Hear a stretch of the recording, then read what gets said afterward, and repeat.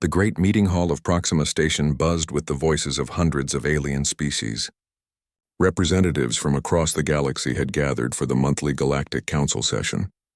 The air recyclers worked overtime to handle the different breathing requirements of so many different life forms. Commander Lee Hyun-woo sat quietly in the human section. His dark blue uniform was simple compared to the fancy robes and armor worn by other delegates. Next to him, Ambassador Yoon Ji-na reviewed her notes one more time. They both knew today would be different from other council meetings. At the center of the Great Hall, the Velthari delegation commanded attention. Their ships were the largest in the station's docks. Their armor gleamed with precious metals. Prince Nexustal stood nearly 3 meters tall, his forearms crossed as he looked down at the smaller species around him. The Velthari had ruled their corner of the galaxy for 10,000 years. They were used to getting what they wanted. The council session began like always. Trade disputes were settled. Border agreements were signed. Then Prince Nexustal stood up to speak. The hall fell silent. Fellow beings of the galaxy, his voice boomed through the translation systems.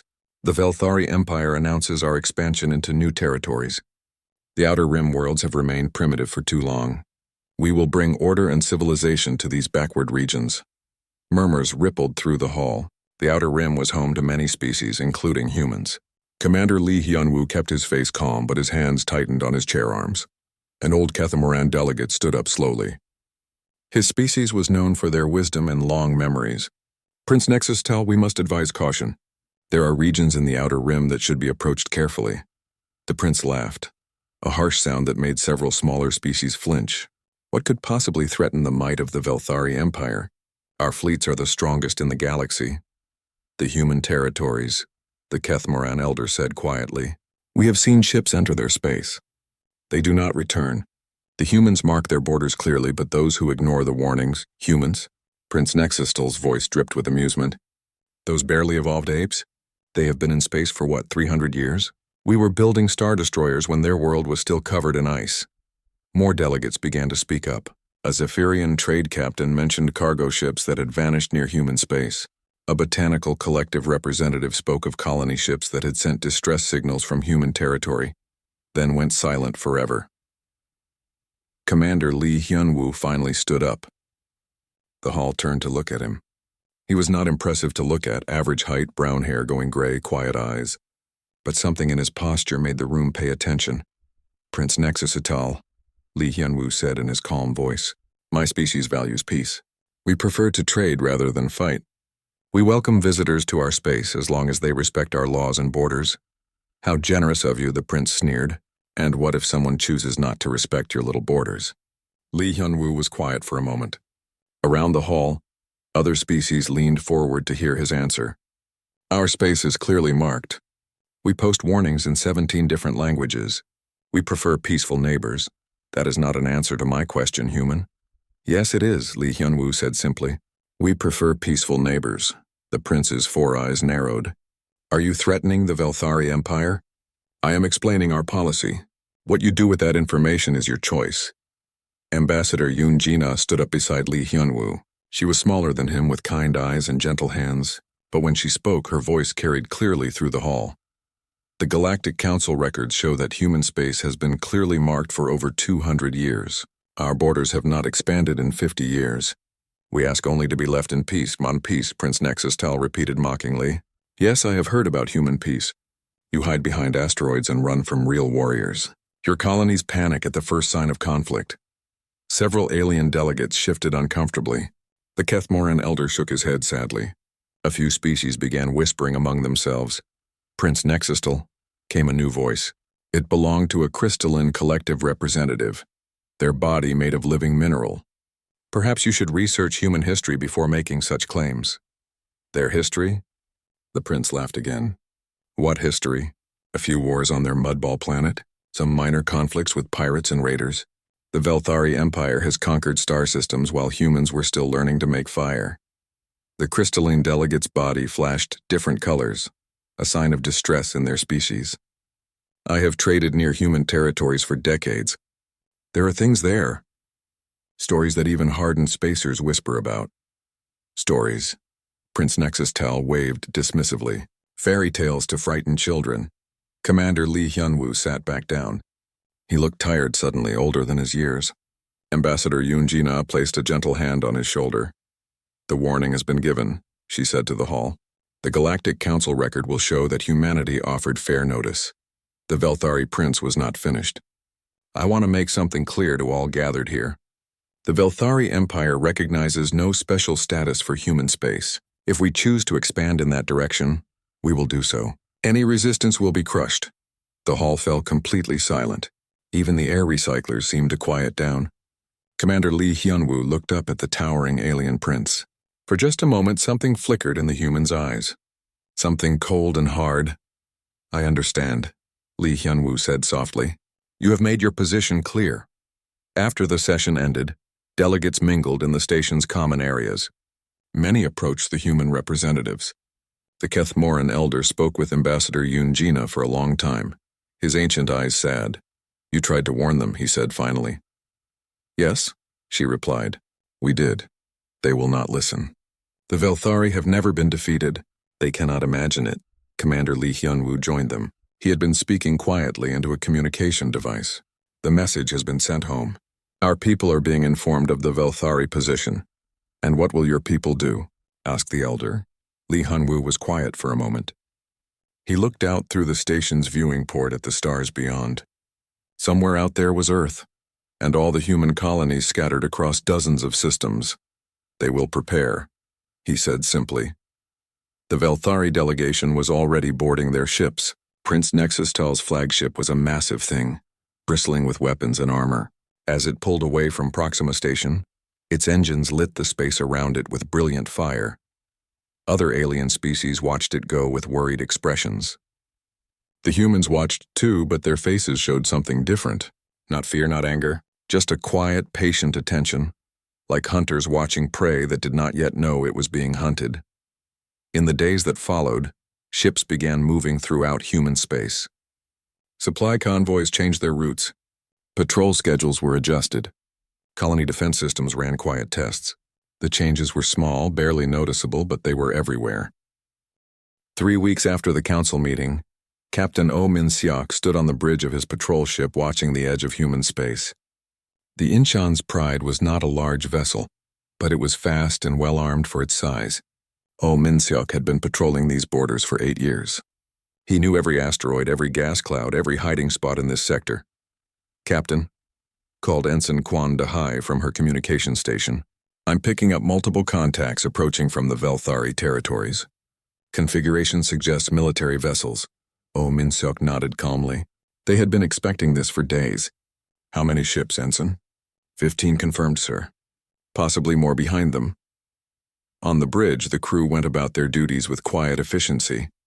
Dr. Shin Yoon-ji, their xenobiologist and first contact specialist, took her position at the diplomatic console.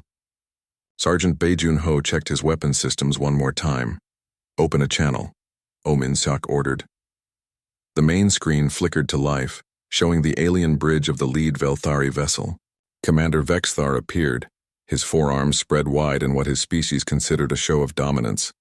Behind him, other Velthari officers prepared weapons and tactical displays. "Attention, human vessel," Vexthar's voice came through the translators. "You are in territory claimed by the Velthari Empire. Withdraw immediately or be destroyed." Captain Oh Min-seok kept his voice level and professional. "Commander Vexthar, you are currently in human territorial space. This region has been clearly marked as human territory for over 200 years. I can provide you with star charts and escort you back to the border." Vexthar laughed, the same harsh sound they had heard from Prince Nexustal at the council meeting. "Human territory? This space belongs to the strong, not the weak. Your pathetic species has no claim here." Dr. Shin Yoon-ji stepped forward. She had studied Velthari culture for years, hoping that understanding might prevent conflict. "Commander, surely we can find a peaceful solution. Both our species could benefit from trade and cooperation. The only thing humans are good for is serving their betters," Vexthar replied coldly. "Now move aside or face the consequences." Oh Min-seok tried one more time. "Commander, I am offering safe escort to the border. This does not have to become a conflict." "You are right," Vexthar said with a cruel smile. "It does not have to be a conflict. It will be a massacre." The Veltari ships opened fire without warning. The Incheon's pride was ready. Captain Oh Min-seok had fought pirates and raiders for years. His ship rolled away from the first barrage, its shields absorbing what they could not dodge. But 15 ships against one were terrible odds. Return fire, Oh Min-seok ordered calmly. Target their lead ship. Sergeant Bae Jun-ho's weapons found their mark. The human ship might be smaller, but its guns hit harder than the Velthari expected. Their lead vessel staggered under the impact, armor plates buckling. Impossible, Vexthar snarled. How can such a primitive ship penetrate our defenses? The answer came in the form of more human weapons fire. The Incheon's pride fought like a cornered animal, striking fast and hard before dancing away from return fire. But there were too many enemies. Then the long-range sensors picked up something else. A human cargo vessel, the New Soul, was approaching from the inner system. It carried families, colonists heading to a new world to start fresh lives.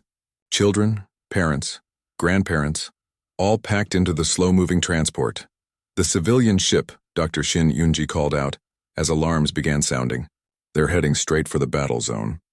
Captain Oh Min-seok tried to reach the cargo ship. New Soul, this is Captain Oh Min-seok of the Incheon's Pride. Change course immediately. We have hostile forces in the area. The cargo ship's captain replied quickly. Understood, Pride. We're trying to turn around, but our engines are not fast. We need time. Time they did not have. The Velthari commander had seen the civilian vessel too. His 4 eyes lit up with cruel pleasure. A cargo ship, Vexthar announced to his fleet. Full of human civilians, no doubt. Destroy it. Let the humans see what happens to those who defy the Velthari Empire. No, Dr. Shin Yoonji shouted into her microphone. Commander, that ship carries families, children. They are not soldiers. Please, I beg you to show mercy. Vexthar's response was to order 5 of his ships to break off and pursue the New Soul. Captain Oh Min-seok made his decision. The Incheon's Pride could not fight 15 ships and protect the cargo vessel, but maybe it could save those families even if it meant sacrificing itself. All power to engines, he ordered. Intercept course with the civilian ship. Bae, prepare everything we have. The patrol ship raced toward the New Soul, placing itself between the cargo vessel and the approaching Velthari ships. The human ship's weapons fired continuously, trying to drive back the attackers. For a moment, it looked like it might work. The Incheon's Pride was faster and more maneuverable than the enemy expected. It managed to damage 2 of the pursuing ships and force them to slow down. But the other 3 Velthari vessels got through. The New Soul died quickly. The cargo ship had no weapons, no military-grade shields. The Velthari weapons tore through its hull like paper. Emergency pods began launching, but there were not enough of them for everyone aboard. Dr. Shin Yoonji watched the destruction with tears streaming down her face. These were her people, families who had trusted in humanity's protection, children who would never see their new home. Captain Oh Min-seok's voice was cold as winter when he spoke into his communicator. This is Captain Oh Min-seok to all human vessels in this sector. The Velthari have opened fire on civilian targets. They have murdered families. Hundreds of innocent people are dead. The remaining Velthari ships closed in on the damaged Incheon's Pride. Vexthar's face filled the screen again, grinning with satisfaction. You see, human? This is what resistance brings you. Now surrender, and perhaps we will kill you quickly. Oh Min-seok looked around his bridge. His crew was bloodied but unbroken. Ensign Kwon Da-hai was still at her post, tears on her face but her hands steady on the controls. Sergeant Bae Jun-ho checked his weapons one more time. Dr. Shin Yoonji wiped her eyes and returned to her station. I have a message for your empire, Oh Min-seok said quietly. Speak quickly, human. My patience grows thin. Oh Min-seok stood up slowly. Behind him, his bridge crew came to attention. They all knew they were probably going to die, but they also knew their deaths would mean something. Tell your prince that you found us. Tell him that we offered peace and you chose war. Tell him that you killed our families, our children. Oh Min-seok's voice grew harder with each word. And tell him that humanity remembers. The Incheon's Pride exploded in a ball of fire, taking 2 Velthari ships with it. News of the attack spread through human space faster than the speed of light. Quantum communicators carried the terrible message to every human world, every colony, every settlement. The images of the destroyed New Soul and its scattered emergency pods played on screens across dozens of star systems. On Earth, Admiral Park Sojin received the report in her office. She read it twice, her face growing harder with each word. Then she reached for her emergency communicator and began issuing orders. On the colony world of New Busan, General Choi Byung-ho was reviewing defensive positions when the news arrived. He looked at the images of the dead families, then called his staff officers to an urgent meeting. Throughout human space, the same scene played out. Military officers receiving orders, civilian authorities implementing emergency plans, colonial militias reporting for duty. The phrase began appearing everywhere, on ships, on buildings, on the personal armor of soldiers preparing for war. Two simple words that carried the weight of humanity's grief and rage. Remember Kepler. The Velthari had made their choice. Now humanity would make theirs. General Choi Byung-ho stood in the command center deep beneath New Busan's capital city. Around him, dozens of screens showed the movement of ships throughout human space. To anyone watching, it looked like chaos. Human vessels seemed to be running in every direction, fleeing from the approaching Velthari fleet. But Choi Byung-ho saw the real pattern. Every seemingly random movement was part of a larger plan that had been years in the making. The general smiled grimly as he watched the enemy take the bait. "Status report," he called out to his staff. Commander Na Kyung-min looked up from her intelligence station. "The Velthari main fleet has crossed into our territory. They're advancing on 3 fronts, just as we predicted. Their scouts report widespread panic and evacuation." "Excellent. And our special assets?" "All in position, sir. Lieutenant Colonel An Woo-jin's teams have been behind their lines for 6 days. Captain Han Soo-bin's stealth ships are tracking their supply convoys." On the main screen, the Velthari fleet looked impressive. Over 300 ships of various sizes, led by Prince Nexus-Tal's massive flagship. They moved in perfect formation, confident in their superior numbers and technology.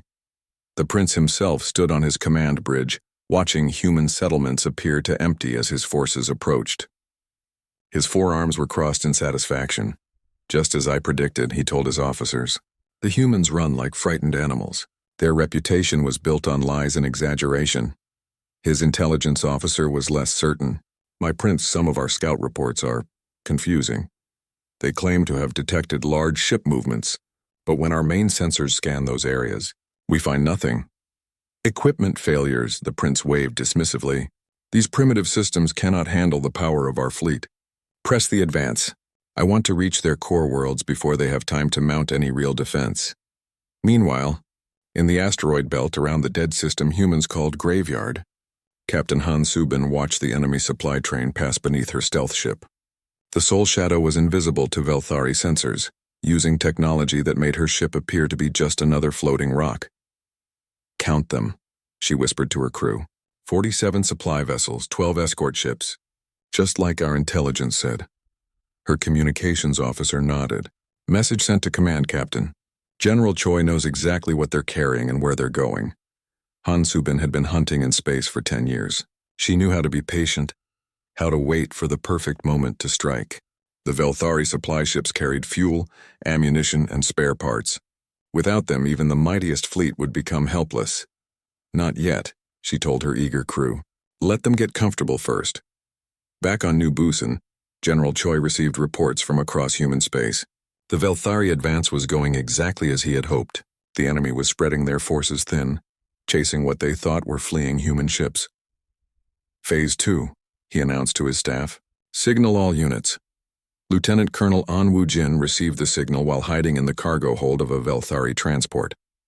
His team of 12 commandos had been aboard the enemy ship for 3 days, patient as death itself. They knew the ship's routine, its weak points, its security gaps. Around the Velthari fleet, similar teams waited in other ships. Some had stowed away during supply transfers. Others had replaced cargo containers with themselves. A few had simply walked aboard during the confusion of rapid deployment. The Velthari were so confident in their superiority that they had not bothered with proper security checks. After all, what could primitive humans possibly do against the might of their empire? They were about to find out. "Remember Kepler," An Woo-jin whispered into his communicator. Across the enemy fleet, his teams began their work. Explosions bloomed throughout the Velthari formation, not enough to destroy the ships, but enough to disable engines, weapons, and communication systems. In the space of 5 minutes, Prince Nexus-Tal's fleet went from organized formation to confused chaos. "What is happening?" The prince roared at his officers. Are we under attack? Internal explosions, my prince, his damage control officer reported. Someone has sabotaged our ships from within. Impossible. How could humans infiltrate our vessels? The answer came in the form of more explosions and emergency reports flooding in from across the fleet. The humans had not just infiltrated a few ships, they had sabotaged dozens of them. Then the real attack began. What the Velthari had thought were abandoned asteroid mining stations suddenly came to life. Hidden weapon platforms revealed themselves, built into the rocks where no one would think to look for them. The fleeing human cargo ships dropped their disguises and showed their true nature as heavily armed warships. General Choi, Byung-ho's trap was springing perfectly. The human ships that had seemed to be running in panic were actually moving into attack positions. They had led the Velthari deep into human space, far from their supply lines and reinforcements. Now they surrounded the enemy fleet from all sides. Prince Nexus-Tal finally understood what had happened. We have been deceived, he said in shock. This was planned. His tactical officer was working frantically at his console. My prince, we are surrounded. Enemy ships are approaching from all directions. Our sabotaged vessels cannot maneuver properly. How many ships do they have? At least 800, my prince. Maybe more. They are still revealing hidden positions. The prince's forearms trembled with rage. 800 ships? Our intelligence said the humans had barely 200 vessels in their entire fleet. Their intelligence was wrong, my prince. Or perhaps we were meant to believe that. On New Busan, General Choi Byung-ho watched the tactical display with satisfaction. The humans had spent decades preparing for this moment. Every asteroid base, every hidden shipyard, every secret weapon platform had been built for one purpose: to defend human space against exactly this kind of invasion. Signal Admiral Park, he told Commander Na Kyung-min. Tell her the trap is set. The enemy is exactly where we want them. Admiral Park Seo-jin received the message aboard her flagship, the massive dreadnought Gwangju's Vengeance. Around her, the main human battle fleet prepared for combat. These were not patrol ships or cargo vessels. These were humanity's true warships, built for one purpose: to kill anything that threatened human civilians. All ships, she broadcast to her fleet. This is Admiral Park. You know why we are here. You have seen the images from Kepler. You know what they did to our families, our children. Throughout the human fleet, crews listened to her words. Many of them had friends or relatives who had died in the New Sol. All of them had seen the pictures of the floating emergency pods, the bodies of children who would never grow up. Today we show the galaxy why human space remains unconquered, Admiral Park continued. Today we show them why other species warn their children about entering our territory. Today we teach the Velthari what happens when you murder human families. The Admiral's voice hardened. Remember Kepler. No mercy. Prince Nexus-Tal tried desperately to reorganize his fleet, but his ships were damaged, scattered, and demoralized. Worse, the humans seemed to know exactly where each Velthari vessel was, as if they could see through the alien stealth systems. They could. Human technology had been advancing rapidly during their centuries in space, driven by the constant need to defend scattered colonies against pirates, raiders, and hostile aliens. The humans had learned to see everything, hide anywhere, and strike without warning. Captain Han Subin chose that moment to attack the supply convoy. The Soul Shadow and a dozen other stealth ships appeared from nowhere, their weapons already firing. The Velthari escorts never had a chance to react. Supply convoy destroyed. Han Subin reported to General Choi. The enemy fleet is now operating on whatever fuel and ammunition they brought with them. Lieutenant Colonel An Woo-jin's commandos completed their sabotage and began fighting their way off the Velthari ships. They left behind more than just explosions. They left behind fear. The mighty Velthari warriors were learning that humans could appear anywhere, strike without warning, and disappear like ghosts. The trap was complete. The Velthari fleet was surrounded, damaged, cut off from supplies, and facing an enemy that outnumbered them nearly 3-1.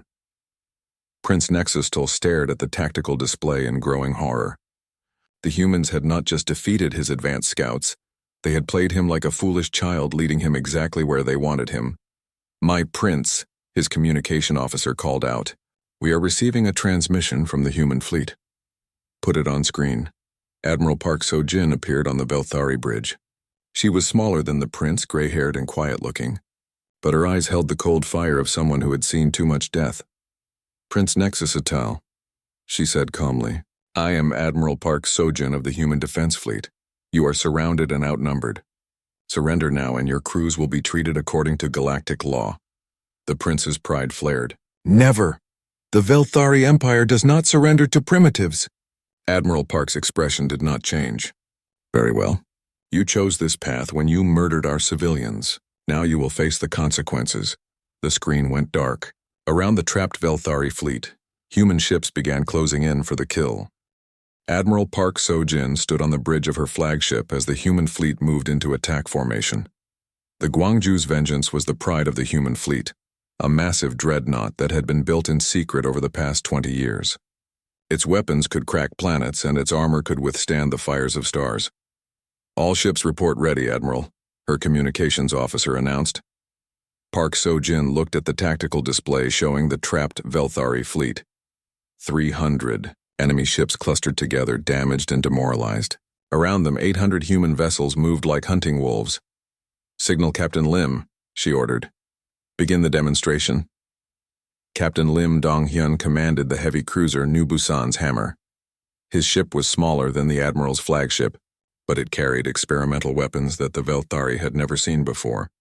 Weapons that learned from each shot, adapted to enemy defenses, and thought for themselves.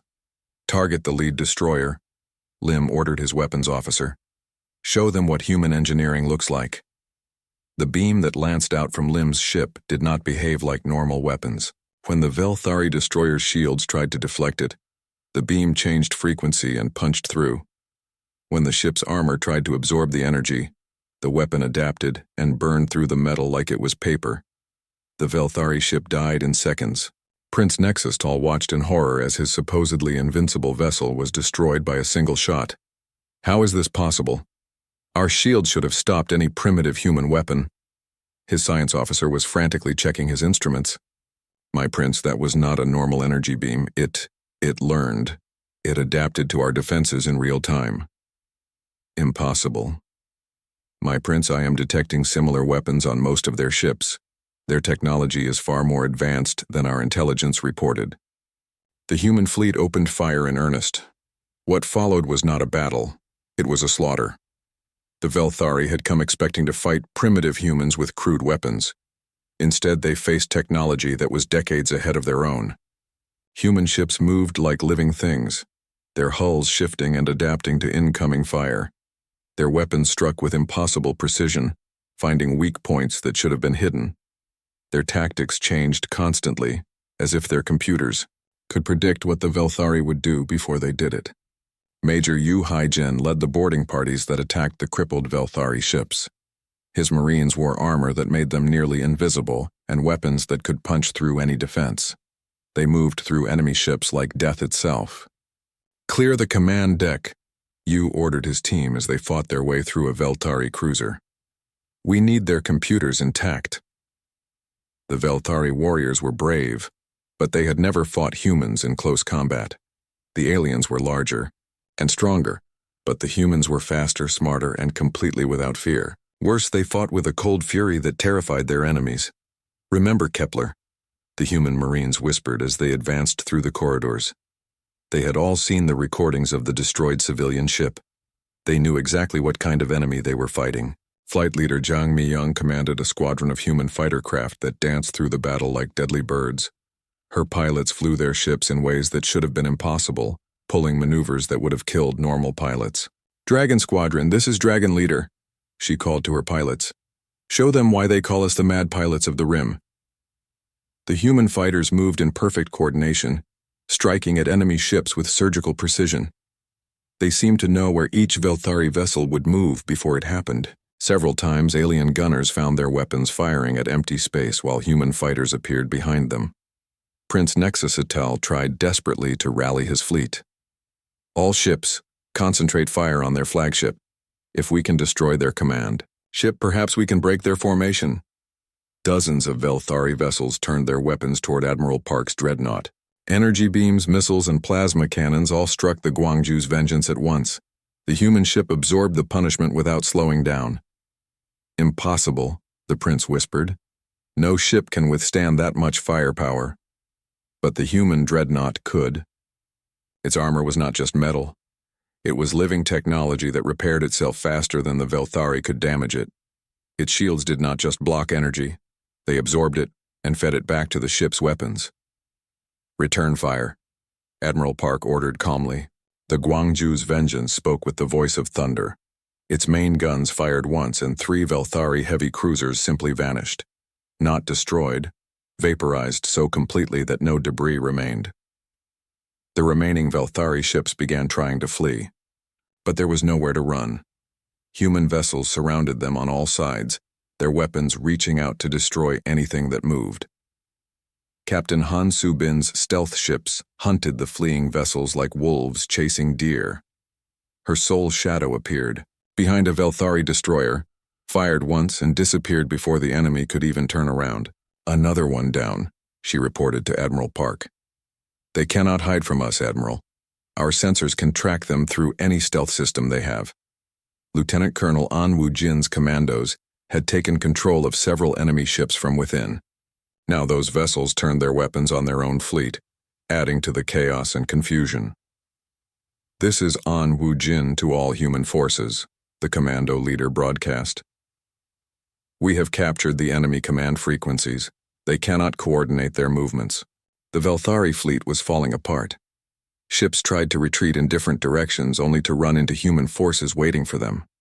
Some attempted to surrender, but their communications were jammed. Others tried to fight to the death, but their weapons barely scratched the human ships. Prince Nexustal watched his mighty fleet being destroyed piece by piece. In less than 2 hours, he had lost over half his ships. The humans fought with a precision and ruthlessness that chilled his blood. "My prince," his tactical officer called out desperately, "we must retreat. We cannot win this battle."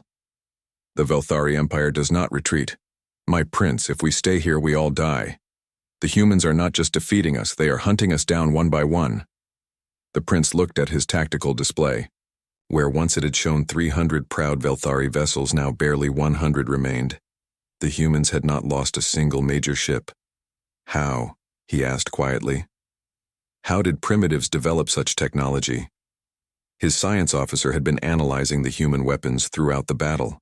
"My prince, they are not primitives. I estimate their technology is at least 50 years ahead of ours, maybe more." "That is impossible. Our intelligence clearly showed." "Our intelligence was wrong, my prince. Or perhaps the humans wanted us to underestimate them." As if summoned by his words, Admiral Park's image appeared on their screen again. Behind her, the bridge of the human flagship showed calm efficiency despite the raging battle outside. "Prince Nexustal," she said quietly, "your fleet is broken. Your ships are dying. I offer you one final chance to surrender and spare the lives of your remaining crews." The prince's pride warred with his fear. Around him, his officers looked at their instruments, showing the human ships closing in for the final kill. If we surrender," he asked reluctantly, "what terms do you offer?" Admiral Park's face remained expressionless.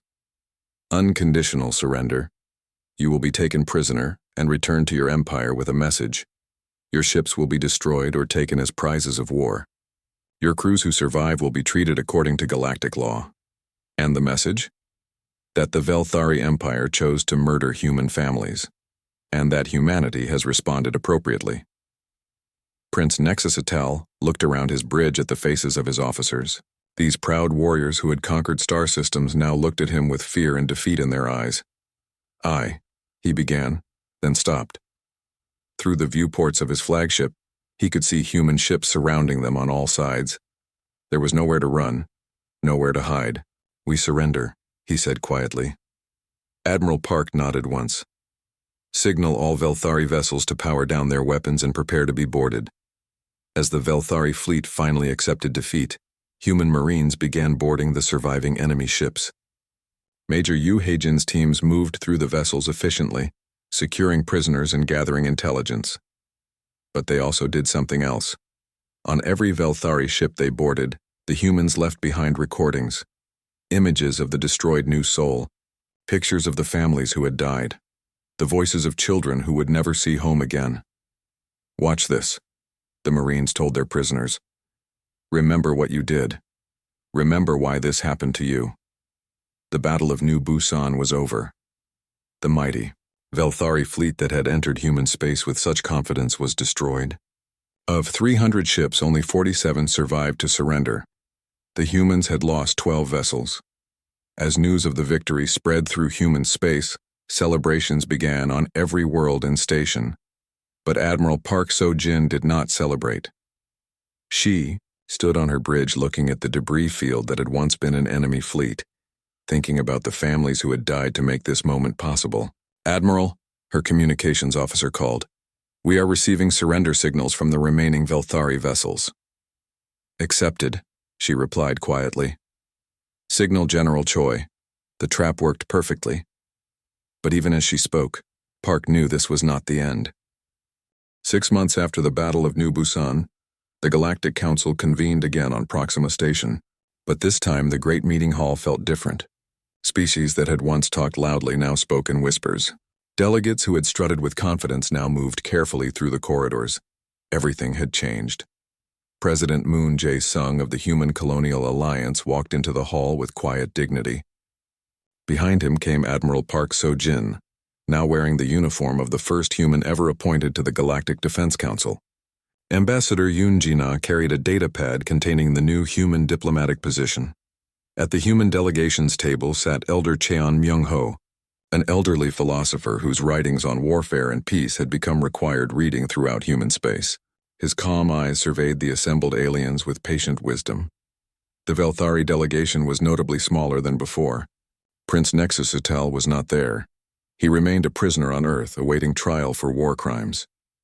In his place sat Ambassador Kethmiral, a much older Velthari whose forearms shook slightly as he took his seat. The session began with the formal surrender documents. President Moon stood to address the assembly, his voice carrying clearly through the translation systems. "Fellow beings of the galaxy," he began, "we gather today to formalize the end of hostilities between the Human Colonial Alliance and the Velthari Empire." Murmurs rippled through the hall. Every species present had heard reports of the battle, but the full details had been kept secret until now. President Moon continued. "The Velthari Empire sent 300 warships into human space without provocation. They attacked and destroyed a civilian vessel carrying families and children. They ignored all attempts at peaceful resolution. The images appeared on screens throughout the hall: the destroyed New Sol, the floating emergency pods, the faces of the children who had died. In response, President Moon said quietly, humanity defended itself. The tactical display of the Battle of New Busan filled the screens. 300 Velthari ships entering the trap, 800 human vessels revealing themselves. The systematic destruction of the invading fleet. Several alien delegates gasped audibly. The crystalline collective representative's body flashed rapid colors of shock. The Kethmoran elder simply nodded sadly as if he had expected this outcome. The result, President Moon announced, was the complete defeat of the Velthari invasion force. Of 300 ships, only 47 survived to surrender. The prisoners have been treated according to galactic law and will be returned to their empire. Ambassador Kethmiral stood slowly. His voice was hollow with defeat. The Velthari Empire formally surrenders all claims to human territory. We acknowledge that we acted in error. Error? Admiral Park So-jin spoke for the first time. Her voice was soft, but it carried to every corner of the hall. You murdered children. You call that an error? The Velthari ambassador flinched. We were misled about human capabilities. We believed the humans to be primitive, defenseless. You were warned, Elder Cheon Myung-ho said gently. Many species in this very hall tried to tell you the truth about humanity. You chose not to listen. The old philosopher stood up slowly. Despite his age, his presence commanded attention throughout the hall. For centuries, humanity has followed a simple philosophy, he continued. We prefer peace to war. We prefer trade to conquest. We prefer cooperation to conflict, he paused, looking around at the assembled delegates. But when our families are threatened, when our children are murdered, we respond with absolute commitment to their protection. This is not cruelty. This is love expressed through strength. President Moon took over again. The Human Colonial Alliance hereby announces our new diplomatic doctrine. We call it the Human Covenant. Ambassador Yoon Ji-na activated the main display. The new human territorial boundaries appeared, significantly larger than before the war. First, President Moon announced, human space is hereby expanded to include all systems within 50 light-years of any human settlement. This territory is non-negotiable. Several species began talking at once. The expansion meant humanity now controlled some of the richest trade routes in the sector. Second, the president continued, any attack on human civilians will result in complete military retaliation. We will not limit our response to military targets. We will destroy the entire military capability of any species that harms our people. The hall fell silent. This was not diplomacy as usual. This was a promise of annihilation for anyone who crossed humanity. Third, humanity offers full trade partnerships and mutual defense treaties to any species that wishes to live in peace. We will defend our friends as fiercely as we defend ourselves. The Kethmoran elder stood up. The Kethmoran collective formally requests such a treaty. Within minutes, a dozen other species had made the same request. The galaxy's smaller races suddenly saw the advantage of having humanity as a protector, rather than an enemy. Fourth and finally, President Moon said, humanity will share defensive technology with our allies. No species that stands with us will face extinction from aggressors. This caused an uproar. Human military technology was now known to be decades ahead of most galactic civilizations. The offer to share it was unprecedented. Admiral Park stepped forward. I have been appointed to the Galactic Defense Council to oversee these agreements. Any species that wishes humanity's protection need only ask. The transformation was immediate. Species that had barely acknowledged human existence now lined up to request meetings. Trade representatives began calculating the profits of human partnerships. Military advisors started thinking about how human technology could protect their worlds. But not everyone was happy with the new order. The hegemony representative, a proud warrior species that had dominated their region for millennia, stood up angrily. This is unacceptable, he declared. One battle does not make the humans the rulers of the galaxy. The hegemony will never bow to primitive apes. The hall went completely silent. Every delegate turned to look at the warrior. Admiral Park looked at him with calm, patient eyes. No one is asking you to bow, she said quietly. We are asking you to make a choice. What choice? Elder Cheon Myung-ho answered. The same choice we offered the Velthari. Peace or war, cooperation or conflict, life or death. The hegemony representative looked around the hall, suddenly realizing that his species now stood alone. Every other major power was either requesting human alliance or staying carefully neutral. You cannot threaten the entire galaxy. President Moon shook his head. We are not threatening anyone. We are simply explaining our position. Humanity wants friends, not subjects. We prefer trade to conquest. But we will defend ourselves and our allies without limit or mercy. The message was clear. The galaxy could have humanity as a friend or as an enemy, but after seeing what happened to the Velthari, most species found the choice easy to make. Ambassador Kethmoral signed the formal surrender documents with shaking hands. The Velthari Empire agreed to pay reparations for the destruction of the new soul. They promised never again to enter human space without permission. Most importantly, they agreed to broadcast the story of their defeat throughout their territory. As the session ended, delegates mingled in the station's common areas. The conversation was different now. Where once aliens had discussed humanity with amusement or contempt, now they spoke with respect and caution. The Kethmoran elder approached Elder Cheon Myung-ho. You have changed everything, he said simply. No, the human philosopher replied. We simply showed the galaxy who we really are. We tried to do it peacefully for centuries. The Velthari forced us to do it with violence. And now, Elder Cheon looked out at the stars through the station's viewing port. Somewhere out there, human ships patrolled expanded borders. Human colonies grew and prospered under the protection of the most advanced military in the galaxy. Now the galaxy knows the truth. Humanity is not to be feared. But neither are we to be trifled with. We will be the best friend you could ask for, or the worst enemy you could imagine. The choice is yours to make. Years later, children throughout the galaxy would learn about the great folly in their history classes. How the proud Velthari ignored warnings and paid the ultimate price. How humanity revealed its true strength, only when forced to defend innocence. The warning posted at every entry point to human space became legendary. Welcome to human territory. We seek friends, not subjects. We prefer peace, but we are prepared for war.